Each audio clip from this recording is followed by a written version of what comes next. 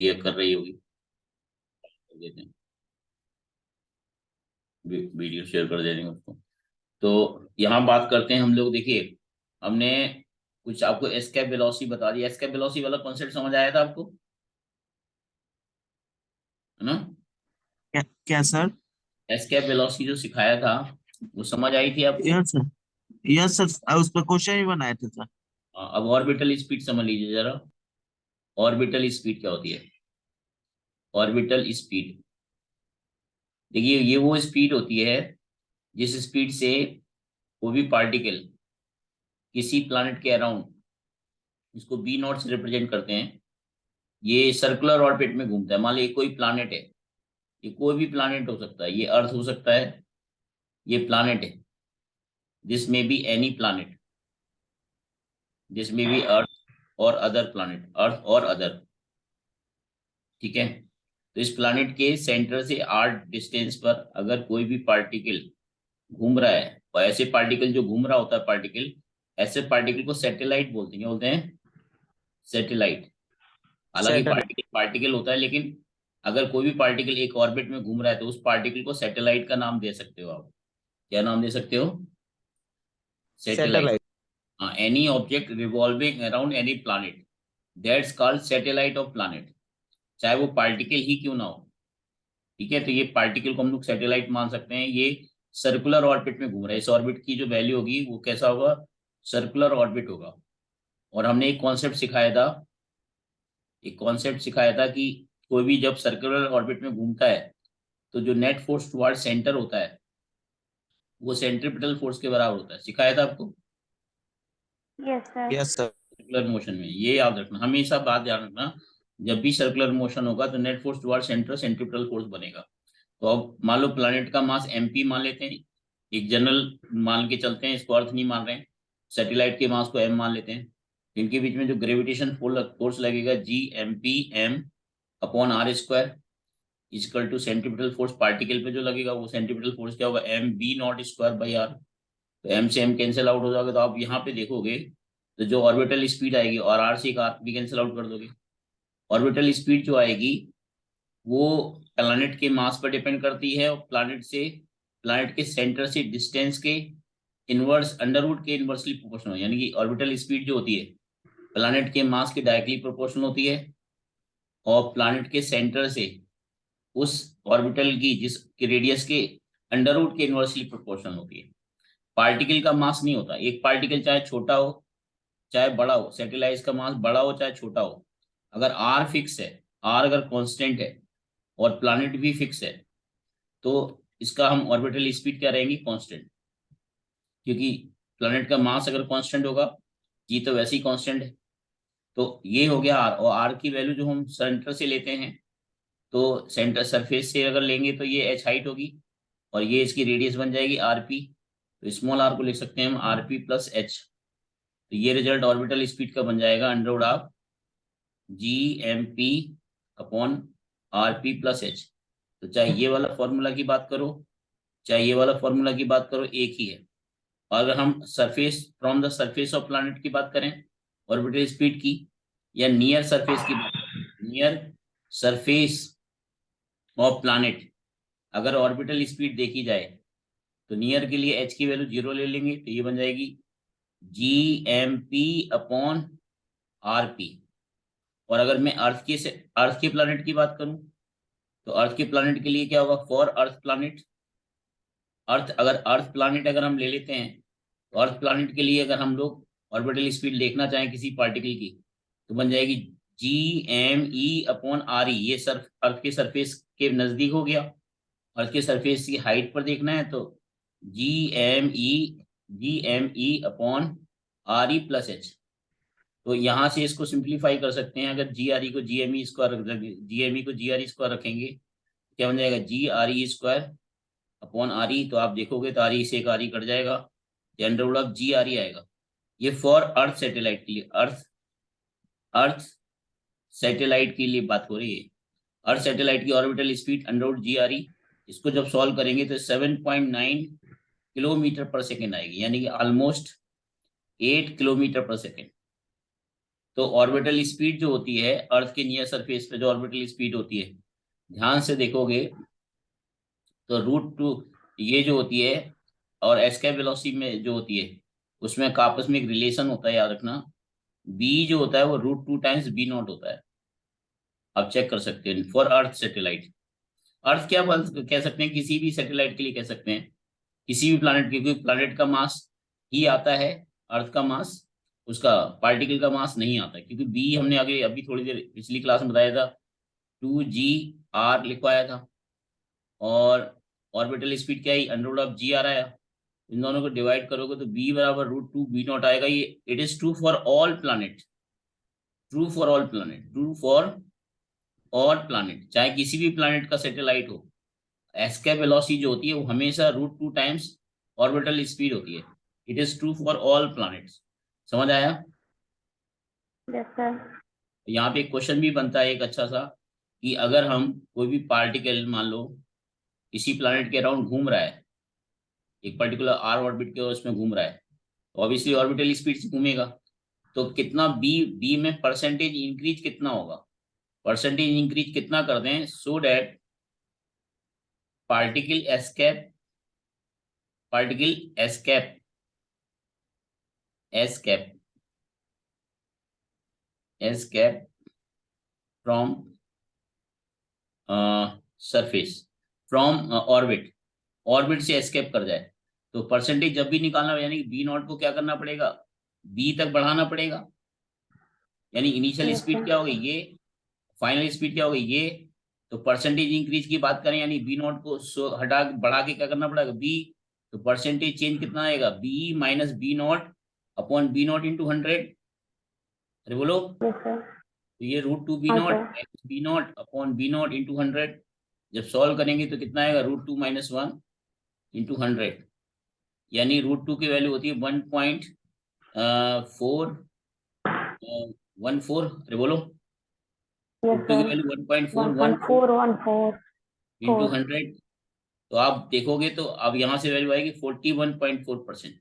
यानी कि orbital speed को अगर हम इंक्रीज कर दें, परसेंटेज इंक्रीज कितना करें, 41.4% इंक्रीज कर दें, तो ये एस्केप कर जाएगा, क्या कर जाएगा, एस्केप फ्रॉम द। तो ये क्वेश्चन पूछा जा चुका है और पूछा जाता रहेगा, तो बी केयरफुल। गेटिंग? हटा दूं इसको? Yes, sir. हाँ हटा दीजिए. ठीक है, साहिल समझ आया आपको ये चीज? साहिल एक क्वेश्चन नोट करिए जरा। साहिल आप क्लास में हैं? यस सर, रेस्पॉन्स कर रहे हैं। हाँ ठीक है, क्वेश्चन नोट करिए।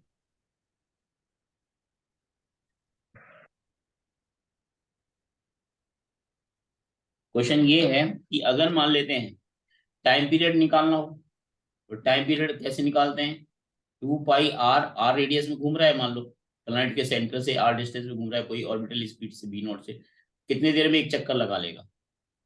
तो सर्कुलर ऑर्बिट में घूमने का टाइम अगर पूछा जाए तो टाइम, अगर टाइम क्या हुआ 2πr अपॉन स्पीड, ये सर्कमफ्रेंस 2πr चलेगा, तो इसकी वैल्यू अगर निकालेंगे तो ये बन जाएगा 2πr, ऑर्बिटल स्पीड होगी √gm/r। तो आप देखोगे 2 pi upon √gm into R की पावर 3/2। तो यहीं से केप्लर्स का थर्ड लॉ भी बन जाता है। अगर फॉर ये जनरल फॉर्मूला हो गया, किसी भी प्लैनेट का मास आ जाएगा और किसी भी प्लैनेट के सरफेस से, सेंटर से रेडियस आएगी, सेंटर से लेंगे, यानी कि ये हाइट अगर आपकी h है, और ये मैं बार बार बता रहा हूँ ये रेडियस r है, तो h r की वैल्यू क्या होगी, r+h। तो ये एक जनरल R+H. अर्थ सैटेलाइट की अगर मैं बात करूं, सैटेलाइट की बात करूं, और सैटेलाइट की नियर सरफेस, नियर सरफेस अगर ऑर्बिट कर रहा है, नियर सरफेस ऑर्बिटिंग कर रहा है, ऑर्बिटिंग अगर हो रही है, तो ये जो टाइम पीरियड बनेगा 2 पाई, ये बन जाएगा √g r² और ये बन जाएगा r e की पावर 3/2, क्योंकि नियर सरफेस पे r की वैल्यू क्या हो जाएगी, r e के बराबर हो जाएगी, h की वैल्यू को 0 मान लेंगे नियर, बोलो ना यार। Yes, sir. तो ये वैल्यू बन Yes, जाएगी, sir. इसको सॉल्व करेंगे तो 2 पाई यस सर। r e/g आएगा। तो एक बड़ा इंटरेस्टिंग सा रिजल्ट आया ये मैं आपके साथ सबके साथ शेयर करना चाहूंगा। ये जो टाइम पीरियड आया एक पूरा चक्कर लगाने में, अर्थ के नियर सरफेस पे पूरा चक्कर लगाने पे ये RE/G आ गया। यानी इसकी वैल्यू जो आएगी 84.6 मिनट आएगी। कितनी आएगी? 84.6 मिनट। यानी अगर कोई भी 84.6 सैटेलाइट, मिनट। हाँ, कोई भी सैटेलाइट अर्थ के नियर सरफेस पे अगर चक्कर लगा रहा है तो एक पूरा चक्कर लगभग लगभग ये बनेगा 1 घंटा 1.5 घंटे से थोड़ा थोड़ा कम, क्यों भाई? यस 1.5 घंटे से 6 मिनट समथिंग कुछ कम, क्यों भाई? 5 मिनट 4 सेकंड कम, है ना? ऐसा कुछ होगा। तो याद रखना कि एक चक्कर इतनी देर में, और यही आंसर, ये जो रिजल्ट है 84.4 का रिजल्ट कई जगह यूज होता है फिजिक्स में। कहाँ कहाँ यूज होता है तो मैं वो बता देता हूँ। इसको हटा दूं, यस ये सर, लेकिन अर्थ के नियर यस सरफेस सर। पे होने के लिए, ये जो मैंने रिजल्ट बताया T=2 84.4 मिनट, ये कई जगह डाटा यूज होता है। अगर हम एक ऐसा पेंडुलम ले लें, एक ऐसा पेंडुलम ले लें जिसकी लेंथ अर्थ की रेडियस के बराबर ले लें और उसको ऑसिलेट कराएं, उसको ऑसिलेट कराएं, ऑसिलेट का मतलब होता है टू एंड फ्रो, तो वो उसका टाइम पीरियड उसी तरह से उसका टाइम उतना ही होगा जितना एक सैटेलाइट का अर्थ के नियर सरफेस में घूमने के लिए होता है। अगर कोई सैटेलाइट ऑर्बिटल स्पीड से घूम रहा है तो एक पूरा चक्कर जितने टाइम में लगाएगा वो टाइम 84.6 मिनट होगा। सॉरी 6 लिखना, 84.6 मिनट। यानी कि अगर ये पेंडुलम घूम रहा है तो इसका भी टाइम पीरियड T बराबर 2π√ऑफ L की जगह RE आ जाएगा, R/G। यानी इसका भी वैल्यू 84.6 मिनट ही आएगा। और एक चीज और, अगर हम, यानी पहला रिजल्ट तो ये हो गया अर्थ के अराउंड घूमने का, दूसरा पेंडुलम की बात बता दी, तीसरा और बता रहा हूँ। अगर मैं कोई अर्थ में एक टनल ड्रॉ कर दूं, अर्थ में क्या कर दूं? एक टनल ड्रॉ कर दूं। टनल, अर्थ में अगर मैं कोई टनल ड्रॉ करता हूं, अर्थ में एक कोई टनल ड्रॉ करता हूं, मान लेते हैं ये मैंने अर्थ बना दी और एक टनल खोद दूं। टनल में चाहे डायमीटर के लॉन्ग ड्रॉ करूं, चाहे टनल में किसी भी कॉर्ड के लॉन्ग बनाऊं, और अगर मैं यहाँ एक पार्टिकल को रख के छोड़ दिया, ये पार्टिकल आगे जाएगा फिर पीछे जाएगा, ये ऑसिलेटरी मोशन करेगा टनल में। इसका टाइम पीरियड भी, चाहे ये टनल छोटी वाली क्यों ना हो, यहाँ पे जो घूमने का जो टाइम पीरियड लगता है, ऊपर जाना फिर आना फिर जाना फिर आना, टाइम पीरियड का मतलब क्या होता है? जैसे ये टनल के यहाँ से छोड़ा, यहाँ जाए फिर इधर जाए फिर इधर जाए फिर इधर जाए फिर इधर जाए, यानी एक चक्कर लगाना मतलब गया आया फिर आया, ये एक टाइम पीरियड हो गया। तो चाहे इस वाली छोटी टनल में घूमे पार्टिकल, चाहे बड़ी टनल में घूमे, इसका टाइम पीरियड भी 84.6 मिनट ही होता है। ये जहां जहां ये रिजल्ट यूज हो सकते थे वो मैंने बता दिए। यानी कि यही time period infinite length pendulum का भी होता है। अगर हम कोई पेंडुलम रेडियस ऑफ अर्थ के बराबर लेंथ, उसका टाइम पीरियड भी 84.6 मिनट आता है। अगर हम कोई भी टनल ड्रॉ कर दें और उसमें एक पार्टिकल छोड़ दें तो उसका आगे पीछे मूव करने का टाइम पीरियड भी 84.6 मिनट ही होगा। और एक पहला अर्थ के अराउंड, अगर हम अर्थ के नियर सरफेस पे कोई सैटेलाइट लगाते हैं तो एक चक्कर लगाने में भी उसको 84.6 मिनट ही लगेगा, ना उससे कम लगेगा ना उससे ज्यादा लगेगा। तो तीन जगह 84.6 मिनट का यूज हो सकता है। तो बी केयरफुल। एसएचएम में ये आपको एसएचएम में रिजल्ट मिलेगा, और ये आपको ये भी एसएचएम में रिजल्ट मिलेगा आपको। ये आपको ग्रेविटेशन से पता चल रहा है कि अर्थ का पूरा चक्कर लगाने में कितना टाइम लगता है अगर अर्थ के नियर सरफेस कोई सैटेलाइट या पार्टिकल घुमाया जाए तो एक चक्कर लगाने में 84.6 मिनट ही लगते हैं। ठीक है भाई? Yes sir. Yes sir. एक क्वेश्चन है, फटाफट नोट कर लीजिए।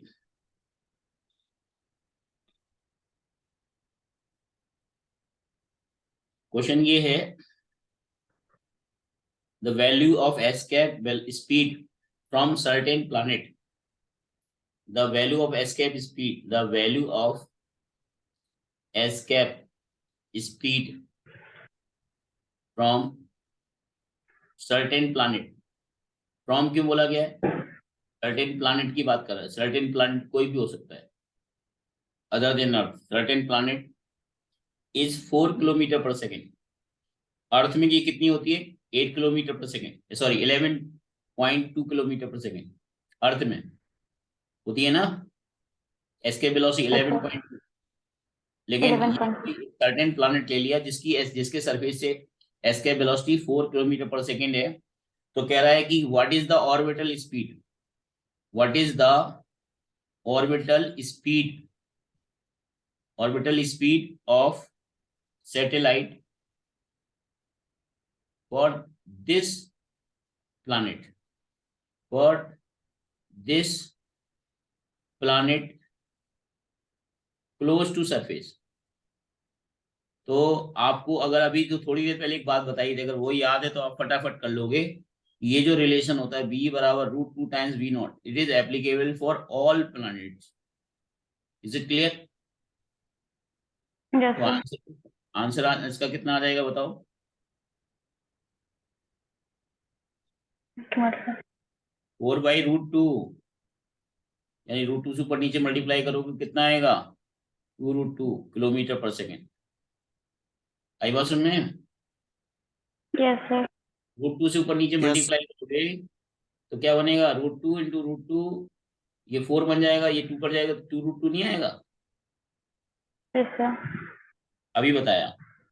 अब कई बार क्वेश्चन ऐसा भी आ जाता है बच्चे कि अगर वो कहेगा कि कोई एक ऐसा प्लानिट सरफेस मान लेते हैं, ये कोई ऐसा अंतरिक्ष में, चूंकि असंख्य प्लानिट होते हैं, हमने अज्यूम कर लिया कि कोई एक ऐसा, एक क्वेश्चन लिख लो, उसके थ्रू आपको पता चलेगा। ये अच्छा क्वेश्चन है, ये पूछा जा सकता है। Assume there is a force, लिख लीजिए जरा दोनों लोग। Assume there is a force of gravitation.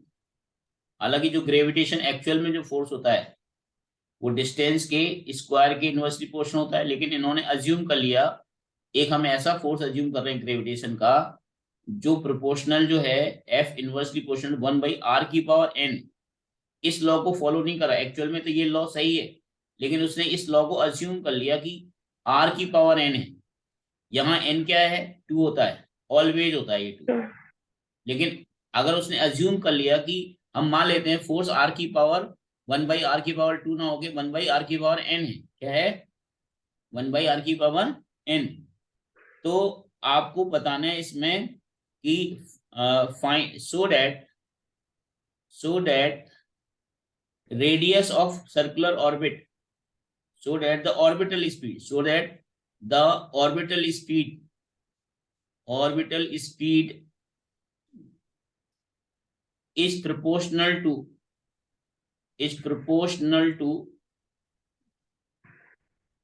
1/r⁴n-1/2।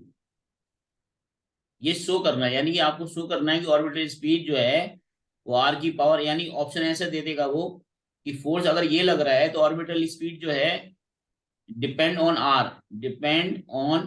r। r बोले तो रेडियस, फर्स्ट ऑप्शन में लिख देगा r⁴1-n/2, दूसरे में लिख देगा r⁴n-1, तीसरे में लिख देगा r⁴−n, फोर्थ ऑप्शन में लिख देगा r⁴n+1/2, ऐसा कुछ लिख देगा। तो उसमें एक ही आंसर सही है। तो जिस बच्चे ने ये चीज समझ ली है वो इसको कर पाएगा, लेकिन जो रट लेगा ना बच्चा वो नहीं कर पाएगा। जो रट लेगा बच्चा वो इसको नहीं कर पाएगा। तो कैसे नहीं कर पाएगा जरा देखिए। जैसे इस क्वेश्चन को प्रोसीड कैसे करा जाए, देखो आपको याद होगा कि ऑर्बिटल स्पीड और रेडियस में हमने रिलेशन कहां से निकाला था? ग्रेविटेशन फोर्स को सेंट्रीपिटल फोर्स के बराबर किया था, तब जाके रिलेशन आया था ऑर्बिटल स्पीड का √g m/r। याद करो, आया था। Yes, sir. लेकिन यहाँ पे जो ग्रेविटेशन फोर्स था वो प्रोपोर्शनल टू 1/r² था, लेकिन अब आपको यहाँ पे ग्रेविटेशन फोर्स 1/r² ना मिलके ये मिल रहा है। तो घबराना नहीं है, बस आपको लिख देना है ग्रेविटेशन फोर्स जो दिया है उसको c/r⁴n लिख देना है, c/r⁴n लिख दोगे। भाई r⁴n ही Yes, तो है sir. ये। हाँ. और इसको आपको करना है mv² के r के बराबर। तो अब आप देखो यहीं से तुरंत रिलेशन आ जाएगा, यानी b⁻² कितना आ जाएगा? ये आ जाएगा r/c/m r⁴n। ये इसको लिख सकते हो, b0 लिख सकते हो c/m और r⁴n-1 आ जाएगा और अंडर रूट लग जाएगा। क्यों ही? तो यहाँ पे अगर ध्यान से Yes, देखोगे sir. Yeah. तो B not proportional to 1/r की पावर n-1/2 नहीं आ जाएगा? Yes, Yes, sir. sir. और जब ये ऊपर चला जाएगा तो r की पावर क्या हो जाएगा, 1 - n/2 नहीं आ जाएगा? यानी आंसर ये नहीं हो जाएगा? Up one number. Yes, sir. तो ये बेसिक चीज है, लेकिन जिस बच्चे ने रटा होगा कि हमेशा ये रेडियस के बी नॉट जो है इनवर्सली प्रोपोर्शनल टू 1/r होता है, √r, तो ऐसा बिल्कुल नहीं है, डिपेंड करता है फोर्स पर। अगर ये फोर्स r की पावर n ना देके अगर ये फोर्स दे देता इनवर्सली प्रोपोर्शनल 1/r की power n n n n n n Q ले देता, n क्यू दे देता, n क्यू 1/r की पावर n क्यू, तो घबराना बिल्कुल नहीं। यहाँ पे लिख देना c/r की power n Q equal to कितना रहेगा, m v0² r, और फिर सॉल्व करके रिलेशन निकाल लेते, क्यों? Yes, sir. तो ऐसा Yes, sir. रटना तो है ही नहीं। अब बात करते हैं केपलर्स लॉ की। तो सैटेलाइट एंड केपलर्स लॉ, तो सैटेलाइट एंड केपलर्स लॉ की बात कर लेते हैं। Satellite and Kepler's law, Kepler's law. तो पहले सैटेलाइट की बात करते हैं। सैटेलाइट वो ऑब्जेक्ट है जो किसी प्लैनेट के अराउंड घूमता है। ये कुछ तो नेचुरल होते हैं और कुछ मैन मेड होते हैं। तो दो तरह के सैटेलाइट होते हैं, एक होते हैं artificial, artificial, and second is natural, जो गॉड मेड होते हैं, नेचुरल। जैसे अर्थ जो है वो सन का सैटेलाइट है, मून अर्थ का सैटेलाइट है। मतलब सैटेलाइट किसको बोलते हैं, जो प्लैनेट के अराउंड घूमता है। अगर देखा जाए तो सन जो है वो सबका प्लैनेट है, चाहे वो अर्थ हो चाहे कुछ हो, क्यों भाई? तो सैटेलाइट Yes, है। sir. Yes, sir. सैटेलाइट उसको बोलते हैं जो घूमता है, ठीक है, जैसे प्लैनेट है। अब हम जैसे अगर हम लोग ये सर्कुलर ऑर्बिट ना ले गए, क्योंकि सन की बात कर लेते हैं हम, जैसे सन है तो सन तो फिक्स होता है, तो सन एक प्लैनेट हो गया, सुप्रीम प्लैनेट हो गया सन। और इसकी और इलिप्टिकल ऑर्बिट में बहुत सारे प्लैनेट घूम रहे होते हैं। ये सारे आपके जो प्लैनेट घूम रहे होते हैं, ये इनको प्लैनेट ना बोल के सन के लिए इनको क्या बोलेंगे, सन के सैटेलाइट हैं ये। हमारे लिए तो प्लैनेट है ये सारे, अर्थ, नेपच्यून, प्लूटो, ये सारे होते हैं ना बहुत सारे। लेकिन एक ऑर्बिट में एक ही प्लैनेट रहेगा, एक ऑर्बिट में दो प्लैनेट नहीं होंगे। बोलो ना, ऐसे असंख्य ऑर्बिट्स होते हैं। क्या होते हैं? असंख्य, जो आप गिन नहीं सकते, काउंट नहीं कर सकते। गैलेक्सी में इनफाइनाइट स्टार्स होते हैं, प्लैनेट्स होते हैं। बोलो ना यार। तो वो सैटेलाइट Yes, सन sir. के सैटेलाइट हैं, वो सारे के सारे क्या हैं, सन के सैटेलाइट हैं। तो सैटेलाइट आर्टिफिशियल वो होते हैं जो हम लोग बना के भेजते हैं इंफॉर्मेशन कलेक्ट करने के लिए। नेचुरल वो होते हैं जो गॉड मेड होते हैं। जैसे अर्थ का सैटेलाइट क्या है, मून, और मून का सैटेलाइट कोई और हो सकता है। सन सन का सैटेलाइट सभी हैं, अर्थ भी है, मून भी है। मून सब सैटेलाइट हो गया, क्योंकि अर्थ का चक्कर मून लगा, मून का अर्थ का चक्कर मून लगाता है, और अर्थ खुद सन का चक्कर लगाता है। तो मून सब सैटेलाइट ऑफ सन हो गया नहीं? Yes, sir.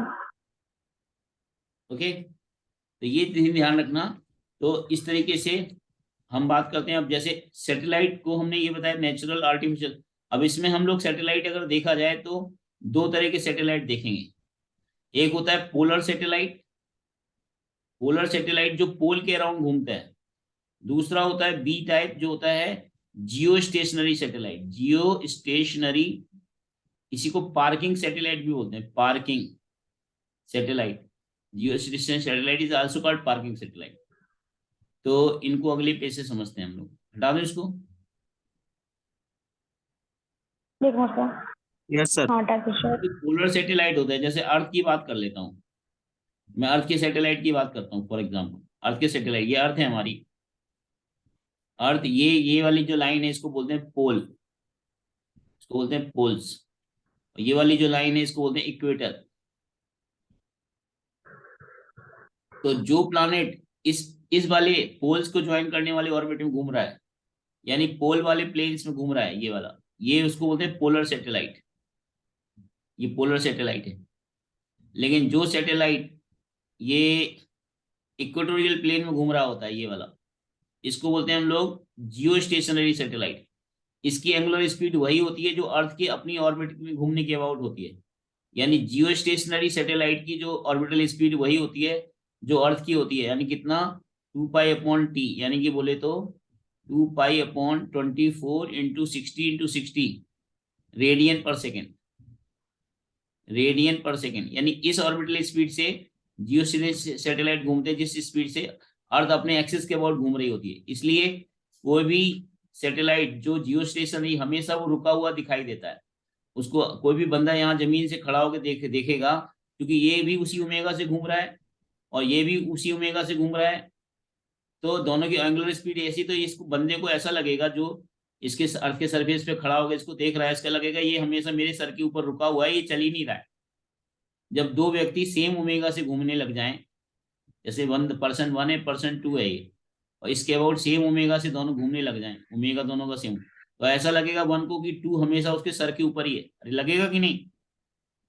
Yes, sir. तो 1 को हमेशा ऐसा लगेगा 2 यस सर। उसके सर के ऊपर है। तो ऐसे सैटेलाइट को हम लोग पार्किंग सैटेलाइट भी बोलते हैं। यानी कि जो हमारा जियो स्टेशनरी सैटेलाइट होता है, यहाँ पर हमारा पोलर सैटेलाइट घूमता है और यहाँ हमारे जियो स्टेशनरी सैटेलाइट घूमता है, ये इस वाले प्लेन में जियो स्टेशनरी सैटेलाइट। और याद रखना जियो स्टेशनरी सैटेलाइट की अर्थ के सरफेस से जो हाइट होती है वो होती है 36,500 किलोमीटर। कितनी होती है? 500 किलोमीटर की हाइट पर होता है लगभग। और ये हाइट बहुत ज्यादा नहीं होती, ये वाली जो हाइट बिल्कुल नजदीक होती है 1,000 किलोमीटर के आसपास होती है। कितनी होती है?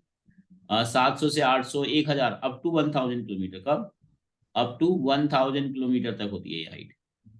ये अर्थ के सरफेस से जो ये हाइट होती है पोलर सैटेलाइट के, वो 1,000 मैक्सिमम 1,000 होता है, इससे कम ही होती है। और इसकी 36,500 किलोमीटर होती है हाइट। ठीक है, मेरी बात समझ में आ रही है? Yes, sir. तो हाँ, sir. आप बोल सकते हो Yes, sir. जियो स्टेशनरी सैटेलाइट को पार्किंग सैटेलाइट क्यों बोलते हैं? क्योंकि एंगुलर स्पीड वही है जो अर्थ की अपनी एक्सिस के अबाउट है, इसलिए वो हमेशा उसको सर के ऊपर दिखाई देता है। ठीक है, बल्कि पोलर एक्सिस में जो सैटेलाइट घूमता है वो रुका हुआ नहीं दिखाई देगा, वो चलता हुआ दिखाई देगा। क्यों? आप खुद सोचो, जब एक्सिस ही हमारी ये हो गई और इसके अबाउट जब घूमेगा, यहाँ पे जो बंदा खड़ा होकर देखेगा उसको तो ये चलता हुआ दिखाई देगा, कि एक्सिस पे जो रोटेशन का इफेक्ट नहीं होता है ना। अगर कोई बंदा एक्सिस पे खड़ा होगा, यहाँ पर खड़ा होगा, तो एक्सिस पे रोटेशन का इफेक्ट होता ही नहीं है, तो उसको तो ये सैटेलाइट चलता हुआ दिखाई देगा। अरे बोलो ना यार। Yes, sir. लेकिन अगर इक्वेटर पे है तो उसको रेस्ट में दिखाई देगा। तो ये चीज है। अब बात करते हैं सैटेलाइट की एनर्जी, एनर्जी ऑफ सैटेलाइट। तो एनर्जी ऑफ सैटेलाइट को मेनली दो एनर्जी होती हैं, तीसरी तो ये टोटल एनर्जी को बोल देते हैं। तो पहली होती है पोटेंशियल एनर्जी एंड दूसरी होती है काइनेटिक एनर्जी। और इन दोनों को मिला दोगे तो टोटल एनर्जी बन जाएगी, यानी कि U प्लस के। पोटेंशियल एनर्जी को U से रिप्रेजेंट करते हैं, काइनेटिक एनर्जी को K से रिप्रेजेंट करते हैं। तो काइनेटिक एनर्जी की जो पोटेंशियल एनर्जी की वैल्यू होती है नेगेटिव, माइनस की Gm/m/r। काइनेटिक एनर्जी होती है पॉजिटिव, माइनस की Gm/m/r। ये काइनेटिक एनर्जी होती है। इन दोनों को मिलाओगे तो टोटल एनर्जी भी नेगेटिव ही आएगी, Gm/m/2r। तो आप ध्यान रखना कि टोटल एनर्जी भी नेगेटिव है, पोटेंशियल एनर्जी भी नेगेटिव है, बट काइनेटिक एनर्जी पॉजिटिव होती है। अरे बोलो ना यार। Positive. याद रखना कि जो Yes, sir. टोटल एनर्जी होती है उसका मॉड अगर ले लोगे तो काइनेटिक एनर्जी बन जाएगा। अरे बोलो, Yes, बात sir. सुनाएंगी? और Yes, अगर हम sir. पोटेंशियल एनर्जी और टोटल एनर्जी में रिलेशन निकालना चाहें तो जो टोटल एनर्जी होती है वो होती है half times potential energy, potential energy by 2।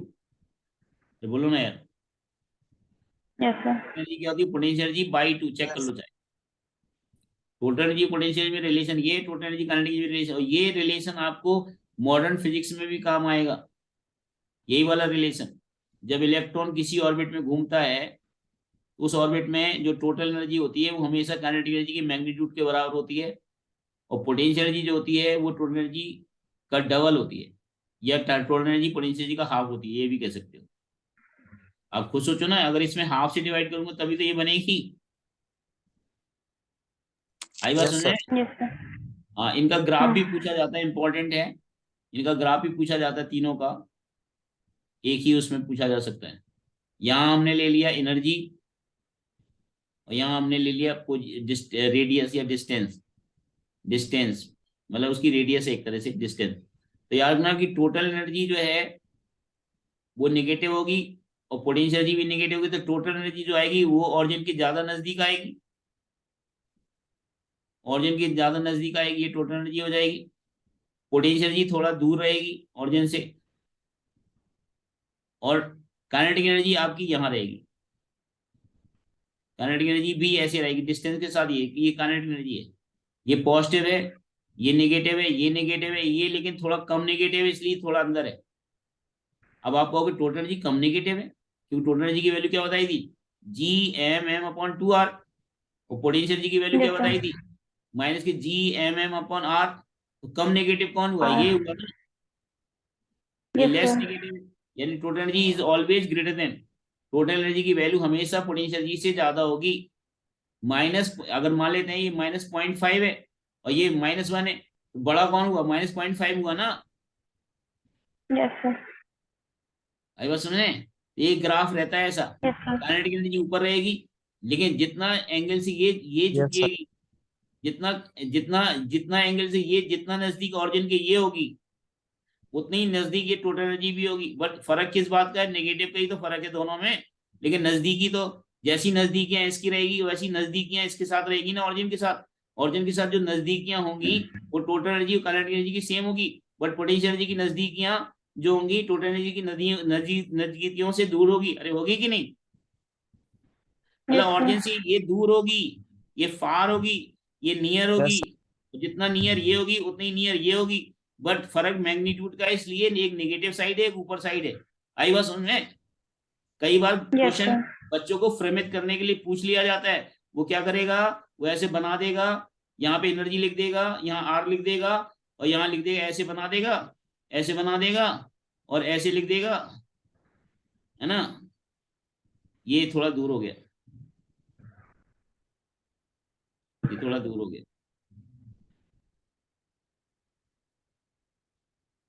अगर यहाँ लिख देगा ए, यहाँ लिख देगा बी, यहाँ लिख देगा सी, अब पूछेगा कि ए क्या है, बी क्या है, सी क्या है। ए कौन सी एनर्जी है बताओ, जल्दी बोलो। Kinetic energy. Kinetic energy. सी कौन सी एनर्जी है, जल्दी बताओ। सी Potential कौन सी energy. एनर्जी, पोटेंशियल एनर्जी, और बी क्या है, टोटल एनर्जी। Total. तो जिस बच्चे ने रटा होगा वो गलतियां करके आ जाएगा, जिसने समझा होगा वो हमेशा सही करेगा। क्यों, Yes, sir. सही हटा दूं। Yes, sir. अब बात करते हैं केपलर्स लॉ की, बात कर लेते हैं केपलर्स लॉ। केपलर्स ने 3 लॉ दिए main, first law, second law and third law. देखो फर्स्ट लॉ जो होता है वो लॉ ऑफ ऑर्बिट बोलते हैं इसको, क्या बोलते हैं, law of the law of orbit, law of orbit, orbit का लॉ बोलते हैं इसको। और इसको बोलते हैं the law of conservation angular momentum, the law of angular momentum या एरियल स्पीड, एंगुलर मोमेंटम भी बोल सकते हैं, और एरियल स्पीड, मेरे साथ बोलो क्या बोलते हैं, एरियल स्पीड। Aerial speed. इसको बोलते हैं law of time period, law of time period बोलते हैं इसको। तीसरा को बोलते हैं लॉ ऑफ टाइम पीरियड। तीनों लॉ को हम डिटेल में डिस्कस करेंगे। ये स्लाइड बिल्कुल खत्म होने जा रही है, बस थोड़ा सा टाइम रह गया है, तो फर्स्ट लॉ को तो हम डिस्कस कर ही देते हैं। फर्स्ट लॉ, फर्स्ट लॉ क्या है, इन्होंने ये बताया था कि सभी के सभी प्लैनेट सन के अराउंड घूम रहे होते हैं, और सारे के सारे इलिप्टिकल ऑर्बिट में घूम रहे होते हैं। और सन, ये ऑर्बिट का नाम होता है इलिप्टिकल ऑर्बिट, इस नाम को क्या बोलते हैं, इलिप्टिकल, मेरे साथ बोलो क्या बोलते हैं, इलिप्टिकल Elliptical ऑर्बिट। orbit. और सन इलिप्टिकल ऑर्बिट की 2 एक्सिस होती हैं, एक होती है माइनर एक्सिस और एक होती है major axis. Major major axis axis. उसको बोलते हैं जो लंबी बड़ी होती है, उसको मेजर एक्सिस बोलते हैं। जो छोटी होती है Yes, sir. वो उसको बोलते हैं माइनर एक्सिस। और इसके Minor दो axis. फोकस होते हैं, एक फोकस इधर होता है, एक फोकस इधर होता है। और ये जो 2 फोकस होते हैं दोनों ऑरिजिन से सेम डिस्टेंस पर होते हैं। इस फोकस के कोऑर्डिनेट होते हैं माइनस के AE, 0, इसके कोऑर्डिनेट होता है प्लस AE, 0। अब AE क्या है और A क्या है, A जो होता है इसके कोऑर्डिनेट होता है A, 0, इसके कोऑर्डिनेट होते हैं माइनस A, 0, इसके कोऑर्डिनेट होते हैं 0, B, इसके कोऑर्डिनेट होते हैं 0, -B। ये एक्स एक्सिस की तरह काम करता है, ये वाई एक्सिस की तरह काम करता है। अरे भाई बात समझ आई कि नहीं आई? Yes, sir, sir. आगे। तो सन जो होगा वो किसी एक फोकस में होगा, या तो सन इस फोकस में होगा या सन इस फोकस में होगा, दोनों में मत डाल देना सन को, क्योंकि दुनिया में एक ही सन है, दो सन नहीं है। अरे बोलो ना यार, Yes, sir. Yes, sir. है ना, चाहे आपके घर का सन हो चाहे मेरे घर का, सन एक ही है। तो सन आप एक एक सर साइड ही रखना। और सन जो है सर वो बीच में नहीं ना रहता है। बीच में कभी नहीं रहता है सन, या तो इधर रहेगा या इधर रहेगा, लेकिन कन्वेंशनली इस साइड रखते हैं, कन्वेंशनली इस साइड यस रखते हैं, सर, लेकिन लेफ्ट साइड रखते कई हैं। बार क्वेश्चन में अगर इधर दे दिया तो आपको आपको अज्यूम कर लेना, चलो मान लिया उसने तो आप भी मान लेना, गुस्सा मत होना उससे, ठीक है? अच्छा सर, सर एक क्वेश्चन है क्या? कि सन के दूर जब कोई प्लेनेट रहता है तो वो धीरे धीरे मूव क्यों हाँ करता है? बिल्कुल सही और बात है, अभी जैसे आपको, हाँ जैसे ही पास आएगा तो स्लो हो जाता है, अभी रीजन आपको पता चल जाएगा, है ना? Yes sir. अभी रीजन आज ही आपको मैं इसका इसके इसके राज का रहस्य आज ही खुल जाएगा। पहले फर्स्ट लॉ को देखते हैं। तो फर्स्ट लॉ लिख लीजिए जरा, every planet around sun revolve in elliptical orbit, note down, every planet around sun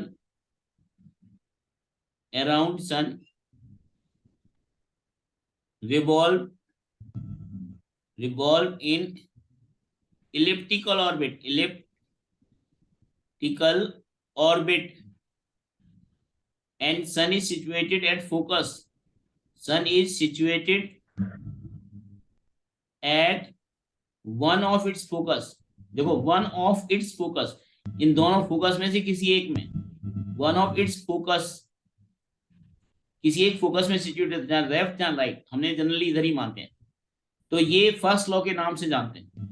और इसकी जो शॉर्टेस्ट डिस्टेंस होती है, अगले डायग्राम में बता देता हूं, हटा दो इसको।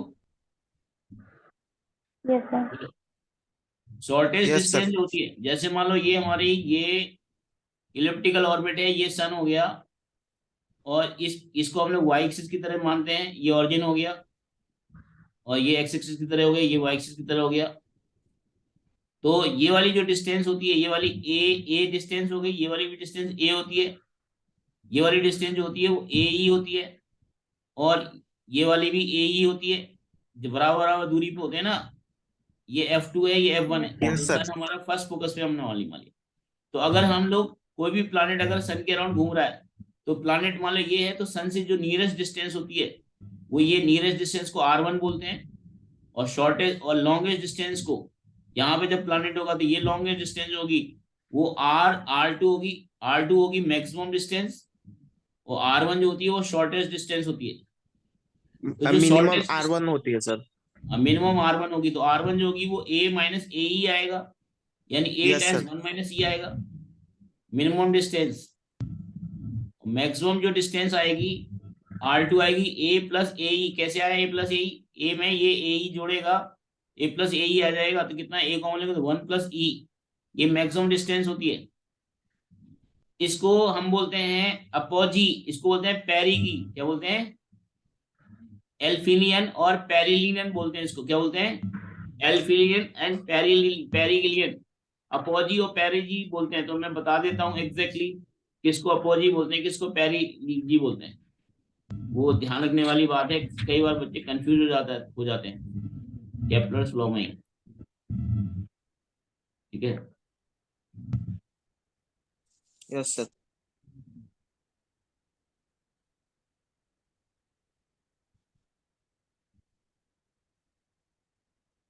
देखो ये जो डिस्टेंस, ये वाला जो पॉइंट होता है, इसको पेरीहीलियन बोलते हैं, पेरीहीलियन, और इसको बोलते हैं अपहेलियन, अपहेलियन बोलते हैं, अपहेलियन।